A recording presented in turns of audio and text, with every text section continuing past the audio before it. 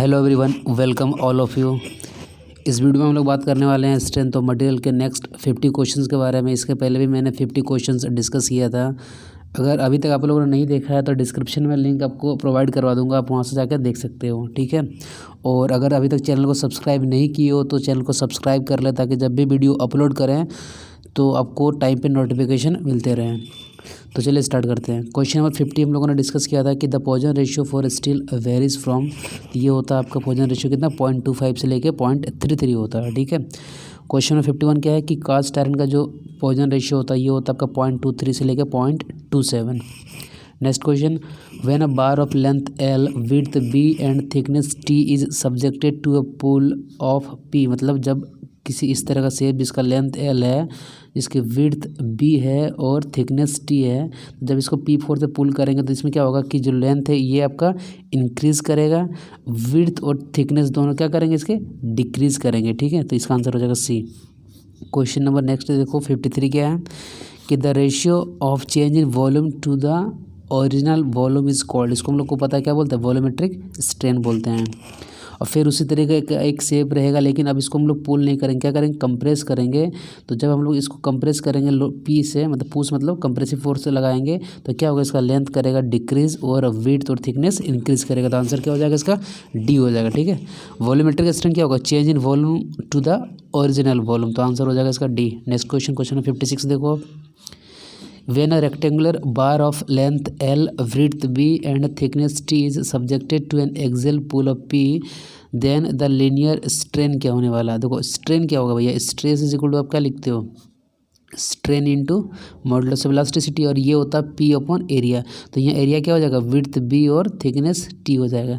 तो यहाँ से हमको क्या निकल के आ जाएगा, लीनियर स्ट्रेन निकल के आ जाएगा P upon B E T, मतलब आंसर इसका ए हो जाएगा।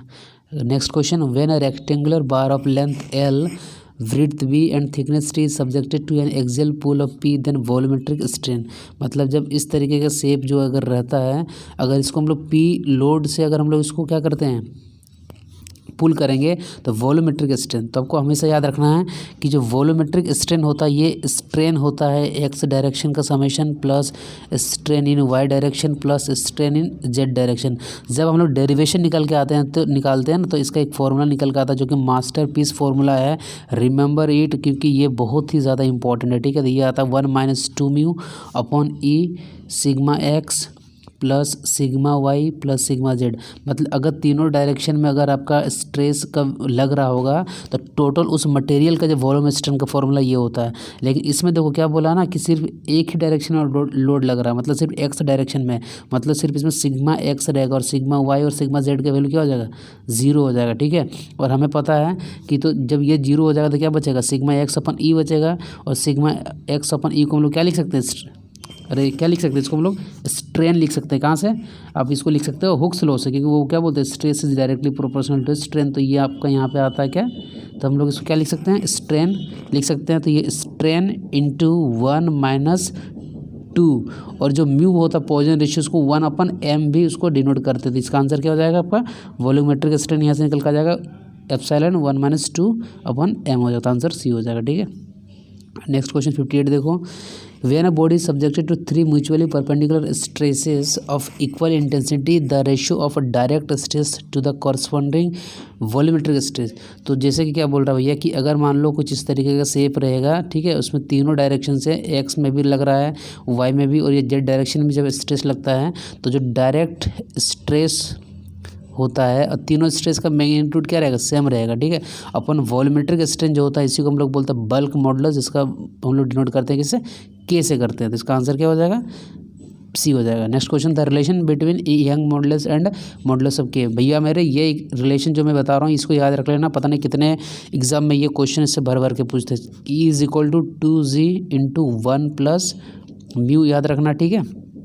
फिर E इज इक्वल टू आप लिख सकते हो 3k इंटू 1 - 2 म्यू, और इसका एक रिलेशन निकल के आता है is equal to 9kg upon, इस तरह से इसको याद रखना 3kg नहीं होता, ये 3k प्लस g होता है, ठीक है। तो ये ई के फॉर्मेट में सारा आपका जो रिलेशन है ना यहाँ पे आपको दिया हुआ है। Equal to 2g into 1 plus mu equal to 3k into 1 minus 2 mu और equal to 9kg upon 3k plus g. लेकिन आप देखना कि हर जगह बहुत सारी जगह म्यू को जो डिनोट करते हैं क्या 1/m से करते हैं, ठीक है। तो यहाँ से आप देखो रिलेशन कौन सा निकल के आता है। अब k के फॉर्मेट में सारा रिलेशन लिखा हुआ था, k इक्वल टू क्या हो जाएगा यहाँ से, जब इसको हम लोग k के फॉर्मेट में लिखेंगे तो k इक्वल टू यहाँ से आता है आपका e/3 इंटू 1 माइनस 2 म्यू। तो म्यू की जगह 1/m लिखेंगे, मतलब 2/m लिख देंगे, ठीक है। और ये m क्या ऊपर चला जाएगा, तो देखो ये कहाँ पे बनता है, ये m ऊपर चला गया और ये हो जाएगा यहाँ पे m-2, तो आंसर इसका डी हो जाएगा। नेक्स्ट क्वेश्चन देखो, the ratio of bulk modulus two young modulus for a poison ratio of 0.25, मतलब म्यू इक्वल टू मेरा दिया हुआ कितना 0.25 देकर रखा हुआ है और पूछा k/e बताओ। तो आप सिर्फ क्या याद रखो, वो आपका भैया मास्टर फॉर्मूला याद रखो, e इज इक्वल टू आपका होता है, क्या लिखते हो, equal to 3k into 1 minus 2 mu लिखते हैं, ठीक है। अब यहाँ से देखो म्यू का वैल्यू 0.5 है, तो 0.5 इंटू 2 हो जाएगा वो 0.5, 1 माइनस 0.5 ये निकल के आएगा 1/2, ठीक है। तो k/e जब निकालोगे तो ये निकल के आ जाएगा 2/3, तो आंसर इसका बी हो जाएगा। क्वेश्चन नंबर 61 देखो, when a cube is subjected to 3 mutually perpendicular tensile stress of equal intensity the volumetric strain, मैंने अभी आपको समझाया था कि वॉल्यूमेट्रिक स्ट्रेन कितना निकल के आएगा 1 माइनस 2 म्यू अपॉन ई, और जब तीनों सेम रहेगा तो क्या हो जाएगा 3 टाइम्स ऑफ सिग्मा हो जाएगा। तो देखो यहाँ पे क्या हो रहा है 3 सिग्मा अपॉन ई, तो ये तो सेम है, और यहाँ म्यू की जगह 1/m आ जाता है, तो इसका आंसर हो जाएगा ए हो जाएगा, ठीक है। Next question, the relation between modulus of elasticity E and modulus of rigidity C कोई जी से भी डिनोट करता है, ठीक है, मॉडुलस ऑफ रिजिडिटी को इज गिवन वाई। तो मैंने आपको समझाया था कि जो मेरा ई का जो हम लोग लिखते हैं और जी में क्या रिलेशन है, तो E is equal to 2g into 1 plus mu होता है, ठीक है। तो यहाँ पे जी इक्वल क्या हो जाएगा e/2 इंटू 1 प्लस म्यू, लेकिन म्यू की जगह जब ये 1/m रखोगे तो ये आपको ये इस फॉर्मेट में निकल के आएगा, ठीक है। तो ये हो जाएगा आंसर इसका ए हो जाएगा। चलिए नेक्स्ट क्वेश्चन देखिए, नेक्स्ट क्वेश्चन क्या है, if the modulus of elasticity of a material is twice, ठीक है, इट्स मॉडुलस ऑफ रिजिडिटी, मतलब जो ई है वो आपका 2 टाइम्स ऑफ जी अगर हो जाता है, then the Poisson ratio of the material is equal to 0। ये सही है कि गलत है, देख लो ई का रिलेशन क्या होता है, E is equal to 2g into 1 plus mu होता है, ठीक है। तो जैसे ही हम लोग यहाँ पे क्या करेंगे ना, ई की जगह 2g रखेंगे तो जी तो कट जाएगा अपना, और 2 भी कैंसिल हो जाएगा, तो यहाँ पे आपका क्या हो जाएगा भैया, ये 1 हो गया, ये 1 इधर आएगा तो 1 माइनस 1 0, तो म्यू का वैल्यू 0 आ जाता है, ये आंसर आपका ए हो जाएगा, करेक्ट बोल रहा है, ठीक है।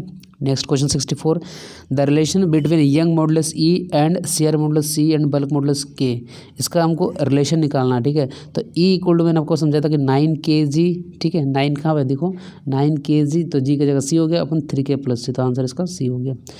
नेक्स्ट क्वेश्चन, क्वेश्चन नंबर 65 क्या देखो,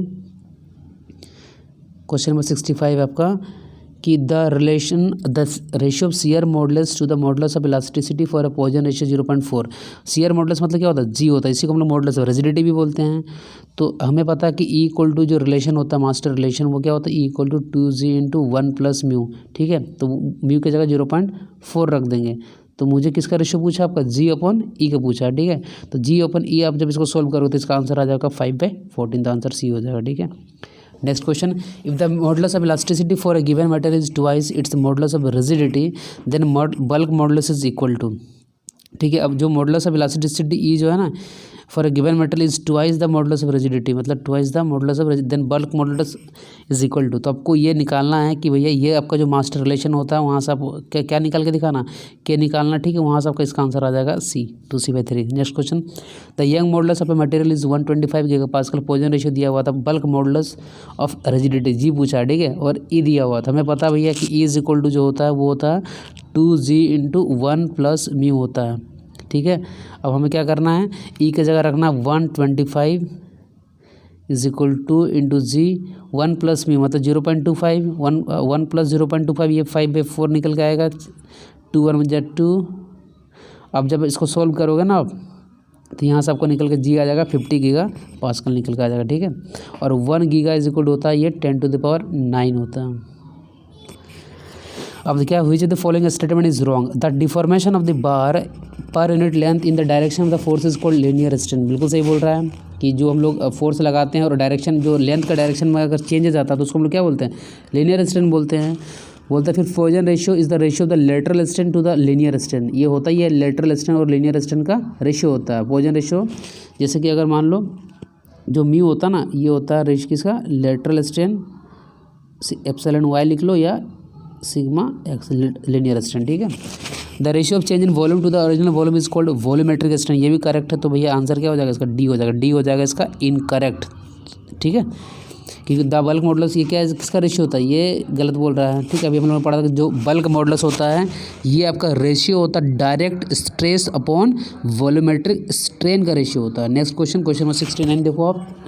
ए shear stress across a plane is always accompanied by a balancing shear stress across the plane and normal to it। Question ये बोल रहा है कि अगर जैसे ये कोई मान लो एक एलिमेंट है, ठीक है, तो ये एक प्लेन होगा, प्लेन इस तरीके से होगा, लेकिन हम लोग अंदर वाला पार्ट अभी भी आपको नहीं दिखा रहे हैं, ठीक है। तो जो ये शियर स्ट्रेस हम लोग यहाँ पर जो लगाते हैं, ठीक है, ये शियर स्ट्रेस जो यहाँ पे आपका रहता है ये वाला, तो अगर ये शियर स्ट्रेस को अगर हमको बैलेंस करना होता ना, तो इसके पैरेलल डायरेक्शन में हम लोग क्या करते हैं, शियर स्ट्रेस लगाते हैं, जो इसके कारण जो भी मोमेंट प्रोड्यूस होगा ये इसको बैलेंस करेगा, और फिर यहाँ पर इसके कारण जो प्रोड्यूस होता है इसके जस्ट अपोजिट में लगा के हम लोग बैलेंस करते हैं। तो ये इसने बोला क्या भैया कि ये हम लोग लगाते हैं नॉर्मल में नहीं होता भैया, वो पैरेलल में होता। तो इसका आंसर यहाँ पे आपका क्या निकल कर आ जाएगा, इसका आंसर यहाँ पे आपका निकल कर आ जाएगा ये फॉल्स होगा, मतलब आंसर इसका यहाँ पे हो जाएगा आपका डी हो जाने वाला है, ठीक है। अब हम लोग नेक्स्ट क्वेश्चन देखते हैं, क्वेश्चन नंबर आपका 70 देखो। Within elastic limit shear stress क्या होता है, directly proportional to shear strain होता है। यहीं से निकल का था shear stress is directly proportional to shear strain, और उस प्रोपोर्शनल लिमिट को हटाते तब जी निकल का, जिसको हम लोग मॉडुलस ऑफ रिजिडिटी बोलते हैं या तो शियर मॉडुलस बोलते हैं, और ये शियर स्ट्रेन होता है, ठीक है, जिसको हम लोग गामा बोलते हैं। अब shear modulus is the ratio, किसका रेशियो होता है, ये शियर स्ट्रेस होता है, शियर स्ट्रेन, तो आंसर इसका डी हो जाएगा। नेक्स्ट क्वेश्चन, क्वेश्चन नंबर 72 देखो। A localized compressive stress at the area of contact between two member is known as. तो ये कहने का मतलब इसका ये है कि मान लो कोई एक ऐसा स्क्वायर शेप का मान लो ये क्रॉस सेक्शन है, ठीक है, इसके अंदर मान लो एक हम लोग क्या रख देते हैं, सर्कुलर शेप का कोई बार रखते हैं। तो यहाँ पर जो ये मान लो सपोज ये जो कॉन्टैक्ट यहाँ पर जो आता है ना दो मेंबर के बीच, तो ये जो आपका एरिया जो आता है ये रिस्पॉन्सिबल होता है क्रशिंग स्ट्रेस के लिए होता है, ठीक है। तो वो सब बोला गया यहाँ पे, इसका आंसर हो जाएगा सी। नेक्स्ट क्वेश्चन देखो 73, यहाँ पे हम लोग को मैचिंग करना है। The change in length due to tensile और कंप्रेसिव लोड, तो इसका भाई हमें पता है क्या होता है, PL/A होता है। The extension of a circular bar tapering from D1 to D2, इस तरह से अगर मान लो ये टेपरिंग है तो भैया बताना एलोंगेशन कितना होगा, तो हमें पता है ना भैया कि ये होगा आपका 4PL/πE D1 इंटू D2 होगा। वॉल्यूमेट्रिक स्ट्रेन पूछा रेक्टेंगुलर बार का, तभी आपको मैंने बताया था ये हो जाएगा एप्सिलॉन को आप लिख सकते हो सिग्मा/EV लिख सकते हो, तो ये 1 - 2 म्यू हो जाएगा, 1/m को म्यू लिखते हैं। और the relation between Young modulus E and bulk modulus, ठीक है, तो ये आपका क्या आता है, बल्क मॉडुलस E का पूछा है, तो ये होता है आपका K = आप क्या लिखते हो, E/3 × 1 - 2 म्यू। अब m को 1/m करोगे ना यहाँ पे, तो ये m कैंसिल हो जाएगा, 2/m बचेगा, ठीक है।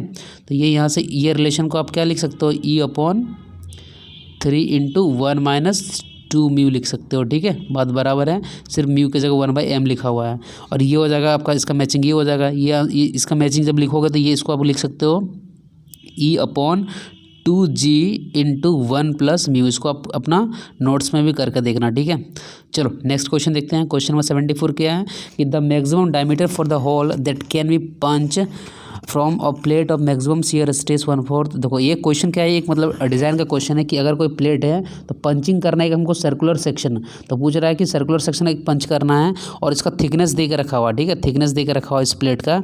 तो पूछ रहा है कि भैया क्या डायमीटर मतलब कितना रखना चाहिए मैक्सिमम डायमीटर। तो जो डायमीटर जो होता है इस केस में जो होता है ना, हम लोग लिखते हैं क्या कि जो शियर स्ट्रेस जनरेट होता है इस पंचिंग के ऑपरेशन में, इस वाले में, तो वो शियर स्ट्रेस टाउ, आप शियर फोर्स के बाद वर्क करेंगे तो शियर स्ट्रेस इंटू एरिया होता है, तो एरिया यहाँ पे जो शियर एरिया होता है πD × T लिखते हैं। ये शियर जो फोर्स होता है ये कम होना चाहिए क्रशिंग फोर्स से, तो क्रशिंग फोर्स क्या लिखोगे, crushing stress into crushing area, तो क्रशिंग एरिया यहाँ पे निकल के आता है आपका π/4 D²। अब जो ये टाउ हुआ ना, ये टाउ देकर रखा हुआ 1/4 of the maximum crushing stress, मतलब ये टाउ जो है ये आपका देकर रखा हुआ है σ/4। तो यहाँ से आप जब सॉल्व करोगे ना तो ये आपको यहाँ से D = T निकल के आएगा, तो आंसर इसका हो जाएगा ए हो जाएगा, ठीक है। नेक्स्ट क्वेश्चन देखो, the planes which carry no shear stress are known as principal plane, मतलब प्रिंसिपल प्लेन वो प्लेन होते हैं जहाँ पर कोई भी शियर स्ट्रेस का वैल्यू नहीं दिया हुआ रहता। जैसे ये सारे प्लेन कैसा होगा, प्रिंसिपल प्लेन, तो ये इस तरीके का जो शेप होता है ना, ये अंदर का साइड भी ये रहता है, ठीक है, इस तरीके से एलिमेंट होते हैं, लेकिन ये प्लेन हो गया आपका। लेकिन हम लोग को भैया 2 डायमेंशन देखना है ना, तो इसलिए हम लोग उसको सिंपल बनाते हैं स्क्वायर शेप में, ठीक है। तो इसका आंसर क्या हो जाएगा, ये ट्रू बोल रहा है ना, 76 देखो, when a body is subjected to direct tensile stress in one plane the normal stress on an oblique section of the body inclined at angle theta to the normal of the section. बोल रहा है कि जब हम लोग इस तरीके से मान लो कोई सेक्शन है उसमें से एक टेंजाइल स्ट्रेस सिग्मा निकालेंगे तो जो नॉर्मल होगा, नॉर्मल डायरेक्शन से जब एक कोई ऑब्लिक मतलब कोई भी एंगल लेस देन 90 थीटा पे जब जाएंगे तो यहाँ पर भी एक नॉर्मल स्ट्रेस निकल के आता है और एक सिग्मा निकल के आता है, ठीक है, शियर स्ट्रेस टाउ निकल के आता है। तो यहाँ पर जो नॉर्मल स्ट्रेस का जो वैल्यू होता है उसको हम लोग लिखते हैं क्या, normal stress is equal to यहाँ पे हो जाता है sigma into cos square theta, ठीक है। और यहाँ पर जो टाउ होता है ये होता है आपका sigma by 2 into sign 2 theta होता है। तो ये भी पूछा जाता है यहाँ पे कि जो है नॉर्मल स्ट्रेस कब मैक्सिमम होगा, जब यहाँ थीटा का वैल्यू 0 रख दो, और भैया टाउ कब मैक्सिमम होगा, यहाँ पे साइन 2 थीटा है ना, थीटा का 45 रख दो क्योंकि साइन 45 1 हो जाएगा, यहाँ पे साइन 0 कॉस 0 यहाँ पे 1 हो जाएगा। तो इसलिए नॉर्मल स्ट्रेस जब मैक्सिमम होगा तो थीटा 0 रखना है, टाउ जब मैक्सिमम पूछेगा तो थीटा 45 रखेगा, ठीक है। तो यहाँ क्वेश्चन सिंपल से इसका आंसर क्या हो जाएगा, क्वेश्चन नंबर में कौन सा था 79। तो यहाँ पर जो पूछा गया the tangential of shear stress oblique plane of the inclined theta to the normal. तो टेंजेंशियल और शियर स्ट्रेस पूछा ना, तो ये हो जाएगा sigma by 2 into sine of 2 theta. लेकिन हम लोग क्वेश्चन नंबर 76 सोल्व कर रहे हैं, तो यहाँ हो जाएगा sigma cos square theta, sigma n का वैल्यू हो जाएगा। और इसी क्वेश्चन में पूछा है कि भैया मैक्सिमम कब होगा, जब थीटा का वैल्यू 0 रख दो, तो ये भैया आंसर ए हो गया। नेक्स्ट क्वेश्चन में पूछा है कि the direct stress across a principal plane is known as principal stress, मतलब कि जो प्रिंसिपल प्लेन में जो हम लोग डायरेक्ट स्ट्रेस लगा देते हैं उसी को हम लोग क्या बोलते हैं, प्रिंसिपल स्ट्रेस बोलते हैं, जिसको हम लोग सिग्मा 1 और सिग्मा 2 से डिनोट करते हैं। सिग्मा 1 को मैक्सिमम प्रिंसिपल स्ट्रेस बोल देते हैं और सिग्मा 2 को मिनिमम प्रिंसिपल स्ट्रेस बोल देते हैं। और उसी तरीके से इस क्वेश्चन में पूछा गया जो ऑब्लिक प्लेन अभी हम लोग को थीटा वाला जो निकला था उसमें टाउ का वैल्यू कितना होगा, तो टाउ का वैल्यू होता है sigma by 2 into sine of 2 theta, sine into 2 theta होता है, ठीक है। तो इस 79 का आंसर हो जाएगा सी। अब 80 देखो, तो इसी प्लेन में जो आपका रिजल्टेंट अगर हम लोग को पूछेगा तो रिजल्टेंट इक्वल टू यहाँ से निकल के आता है क्या, अंडर रूट सिग्मा के नॉर्मल का स्क्वायर प्लस टाउ स्क्वायर निकल के आता है, ठीक है। तो इसका जो आंसर होगा यहाँ जो जब आप उसको सोल्व करोगे तो इसका आंसर बी निकल के आएगा, sigma into cos of cos theta निकल के आएगा, ठीक है। तो 80 का आंसर बी हो गया। नेक्स्ट क्वेश्चन देखो, क्वेश्चन नंबर 81 क्या है कि when a body is subjected to a direct tensile stress in one plane the maximum normal stress occur at a section inclined at to the normal of the section. तो हमें पता है भैया normal stress equal to यहाँ पे हम लोग क्या लिखते हैं, sigma into cos square theta, और ये मैक्सिमम कब होगा, जब थीटा का वैल्यू 0 रख दो, ठीक है। तो इसका आंसर ए हो जाएगा। नेक्स्ट क्वेश्चन देखो, when a body subjected to a direct tensile stress the maximum normal stress is equal to the direct tensile stress, ठीक है। तो भैया सिग्मा एन जो होता है, जो मैक्सिमम नॉर्मल स्ट्रेस होता है, इसकी वैल्यू कितना निकल के आया था अभी, सिग्मा के बराबर ही तो होता, तो ये एग्री कर रहे हैं हम लोग, मतलब करेक्ट हो गया, तो आंसर इसका ए हो जाएगा। फिर पूछ रहा भैया कि a body subjected to a direct tensile stress in one plane, direct tensile stress अब यहाँ पे वन प्लेन में लगा दो सिग्मा दोनों से, ठीक है।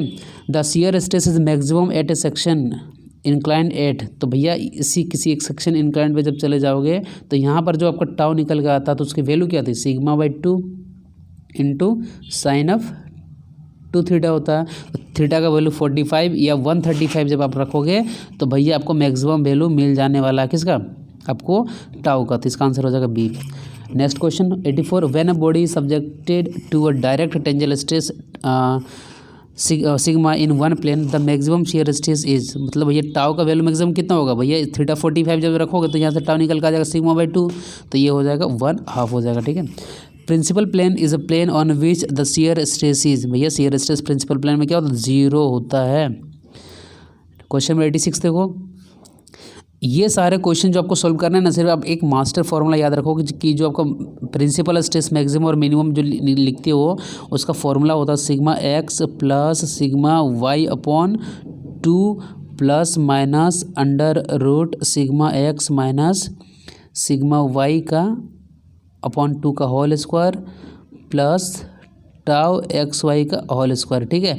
मतलब जब सिग्मा 1 हम प्लस के साथ लेंगे तो हमको मिलेगा क्या, मैक्सिमम नॉर्मल स्ट्रेस, जिसको हम मैक्सिमम प्रिंसिपल स्ट्रेस भी बोलते हैं। और सिग्मा 2 को जब हम माइनस सिग्मा 2 मतलब जब माइनस के साथ इस पूरे टर्म को लोगे तो वहाँ से निकल के आएगा मिनिमम आपका नॉर्मल स्ट्रेस। और ये वाला आपका जो पार्ट होता है ये वाला पार्ट, तो इस वाले पार्ट को हम लोग बोलते हैं मैक्सिमम शियर स्ट्रेस। ठीक है, तो जैसे कि अगर हमको 2 को बाहर का फॉर्म में लिखना है तो भैया ये तो sigma x minus sigma y upon 2 पूरे का स्क्वायर है ना, तो जब इसको बाहर लिखोगे तो ये 4 हो जाएगा, ये 4 यहाँ पे मल्टीप्लाई कर दो और जब बाहर निकल के आता है ये 4 तो यहाँ क्या हो जाएगा 1/2 हो जाता है। ठीक है, अब इसी में सारे आपके क्वेश्चन निकल के आएंगे। तो पूछा है कि when a body is subjected to a direct stress, मतलब सिग्मा एक्स और टाउ है, मतलब कुछ इस तरीके से आपका सेव है। ठीक है, यहाँ पे आपका लग रहा है सिग्मा एक्स लग रहा है, ठीक है, और यहाँ पे टाउ एक्स वाई लग रहा है आपका। तो पूछ रहा भैया बताओ हमको मैक्सिमम नॉर्मल स्ट्रेस, तो यहाँ जो आपका सिग्मा एक्स आपको जो सिग्मा 1 जो निकल के आता है तो ये आपका हो जाएगा कितना, sigma x/2 + 1/2 under root sigma x/2 का whole square plus 4 tau x y का होल स्क्वायर। अभी जो फॉर्मूला मैंने पहले बताया था वहीं से ये निकल के आया है। ठीक है,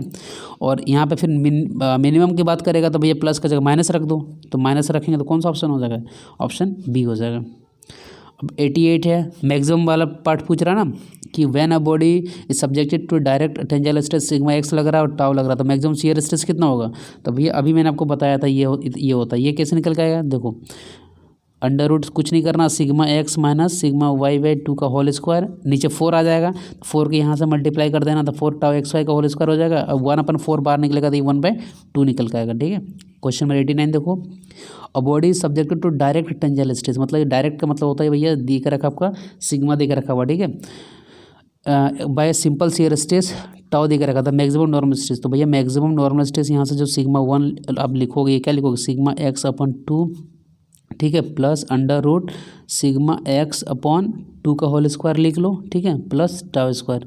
अब जब इसको सोल्व करोगे तो देखना इसका आंसर आपको यहाँ से निकल के आएगा 400 मेगापास्कल। मिनिमम बोलेगा, ठीक है, तो माइनस कर देना तो ये निकल के आएगा 250।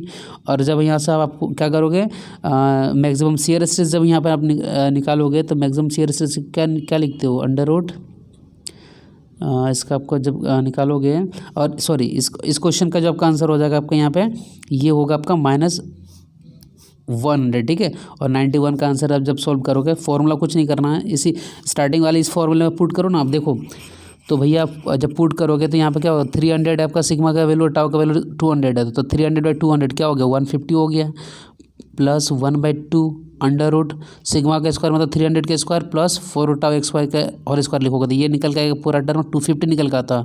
तो 250 और 150 ये 400 हो जाएगा। जब माइनस लगाओगे तो ये आपका -100 निकल के आएगा। 250 को मतलब मैक्सिमम शियर स्ट्रेस बोलते हैं, तो इसका आंसर हो जाएगा आपका बी हो जाएगा। ठीक है, चलिए आगे देखते हैं। क्वेश्चन में 92 क्या है, when a body subjected two by axial stress that is, मतलब सिग्मा एक्स भी लग रहा है, सिग्मा वाई भी लग रहा है, टाउ एक्स वाई भी लग रहा है, मतलब कुछ इस तरीके का अगर एलिमेंट होगा कि जहाँ पे इधर सिग्मा एक्स लग रहा है भैया, इधर सिग्मा वाई लग रहा है, ठीक है, और इस सेक्शन में आपको लग रहा है क्या भैया ये आपके सारे टाउ भी लग रहे हैं, तब बताओ कि क्या होने वाला है, मैक्सिमम नॉर्मल स्ट्रेस मतलब मैक्सिमम प्रिंसिपल स्ट्रेस। तो भैया इस कंडीशन में आपको जो मैंने पूरा फॉर्मूला बताया था, sigma x plus sigma y का 2 + 1/2 under root sigma x minus sigma y का whole square plus 4 tau x y का होल स्क्वायर। ठीक है, आंसर ए हो जाएगा। अब मिनिमम पूछेगा मतलब तो इसमें माइनस लगा देना बीच में सिर्फ, तो ये इसका आंसर क्या हो जाएगा आपका, ये हो जाएगा आपका आंसर बी हो जाएगा। ठीक है, और जब आपका मैक्सिमम शियर स्ट्रेस की बात करेगा तो सिर्फ क्या लिखना हमको, 1/2 under root sigma x plus sigma y का होल स्क्वायर प्लस सॉरी ये अंदर का टर्म जो होता है ये माइनस में होता है। ठीक है, तो इसका जो आंसर होगा ये आंसर ए हो जाएगा। नेक्स्ट क्वेश्चन देखो 95, body subject to tangential stress दिख रखा 1200। ठीक है, और आपका एंड अनदर टेंजेंशियल स्ट्रेस मतलब सिग्मा एक्स हो गया आपका 1200, सिग्मा वाई दे के रखा हुआ है, टाउ दे के रखा हुआ है, तो मैक्सिमम नॉर्मल स्ट्रेस निकालने के लिए बोला है। तो कुछ नहीं करना, अभी जो मैक्सिमम नॉर्मल स्ट्रेस का फॉर्मूला देख रहे हो ना ये वाला, इस वाले फॉर्मूले में ये मैक्सिमम के लिए हो गया, ये मिनिमम के लिए हो गया, इन सब में जब आप पुट करोगे भैया तो ये सारे आपके आंसर यहाँ से निकल कर आ जाएंगे। ठीक है, तो अगर मैं आंसर की बात करूँ आपका क्वेश्चन नंबर 95 का, जब आप इसको सॉल्व करोगे ना तो इसका आंसर यहाँ से डी निकल के आएगा। ठीक है, और 96 जो आपका है इसका आंसर यहाँ से ए निकल के आएगा और 97 का बी निकल के आएगा। सिर्फ फॉर्मूला में पुट करना, कुछ करना नहीं है। ठीक है, 98 देखो आप, बॉडी है जिसमें भैया टेंजाइल जो है 20 है, कंप्रेसिव का दे के रखा हुआ। ठीक है, कंप्रेसिव मतलब होता है ये माइनस नेचर का है, ठीक है, नेगेटिव नेचर का है। तो मैक्सिमम शियर स्ट्रेस पूछ रहा है, तो भैया मैक्सिमम शियर स्ट्रेस का फॉर्मूला आप लोग क्या पढ़े हो, यही पढ़ो ना, sigma x minus sigma y by 2 का whole square plus tau x y का होल स्क्वायर। तो भैया ये टाउ एक्स वाई तो दिए के नहीं रखा हुआ था, ये जीरो हो जाएगा मेरा। तो जब सिग्मा एक्स का वैल्यू रखोगे 20 और यहाँ 10 की जगह -10, तो 20 और माइनस माइनस प्लस हो जाएगा। तो 20 + 10 कितना 30, 30/2 15 का स्क्वायर। तो ये आंसर हो जाएगा 15 किलोमीटर पर मीटर स्क्वायर। तो आंसर इसका सी हो जाएगा। ठीक है, क्वेश्चन नंबर 99 देखो, for biaxial stress the plane of maximum shear stress are at a right angle to each other and are inclined at 45 to the principal plane। देखो इसमें क्या बोल रहा है, ये ट्रू स्टेटमेंट है कि जैसे कि अगर मान लो ये कोई प्लेन है, ठीक है, यहाँ पर आपका क्या लग रहा है भैया, यहाँ पे आपके जो स्ट्रेस के वैल्यू है प्रिंसिपल प्लेन है, तो जो मैक्सिमम शियर स्ट्रेस का जो प्लेन होगा यहाँ से ये 45 डिग्री पे होता है। ठीक है, और इस कंडीशन में जब जो यहाँ पे जो आपका टाउ मैक्सिमम जो लिखते हो ना, ये आपका सिंपल होता है सिग्मा 1 माइनस सिग्मा 2/2 होता है। और इस प्लेन की बात कर रहा हूँ, और 45 डिग्री वाले प्लेन पर यहाँ पे जब आपका नॉर्मल स्ट्रेस जो होता है ये एवरेज होता है किसका, आपके दोनों प्रिंसिपल स्ट्रेस का। ठीक है, शियर स्ट्रेस कितना हो जाएगा आपका, शियर स्ट्रेस यहाँ पे होता है आपका सिग्मा 1 माइनस सिग्मा 2/2 होता है, और नॉर्मल स्ट्रेस क्या होता है, दोनों का एवरेज होगा। क्वेश्चन नंबर 100 देखो आप क्या है यहाँ पे, क्वेश्चन नंबर 100 ये बोल रहा है आपका कि यहाँ पे आपको देखो सिग्मा एक्स का वैल्यू देके रखा हुआ है, सिग्मा वाई का वैल्यू देके रखा हुआ है, और टाउ का भी वैल्यू देके रखा हुआ है। मैक्सिमम शियर स्ट्रेस पूछा है, तो मैक्सिमम शियर स्ट्रेस जो टाउ का फॉर्मूला क्या होता है, under root sigma x minus sigma y upon 2 का whole square plus tau x y का होल स्क्वायर। ठीक है, तो यहाँ पे आपको सिर्फ करना सिग्मा एक्स की जगह -40 रख देना। तो जब आप इसको पूरे टर्म को सोल्व करोगे तो यहाँ से आपको निकल के आएगा 50 मेगापास्कल। ठीक है, तो ये आपके 50 क्वेश्चन हो गया। नेक्स्ट क्वेश्चन मैं करवाऊंगा आपको नेक्स्ट वीडियो में। तो अगर आपको वीडियो अगर अच्छा लगा होगा, अगर यहाँ तक आए हो तो भैया सही तो लगा ही होगा, तो वीडियो को लाइक कर देना ताकि भैया मुझे भी मोटिवेशन मिलता है इससे। मिलते हैं फिर नेक्स्ट वीडियो में। So guys thanks for watching this video.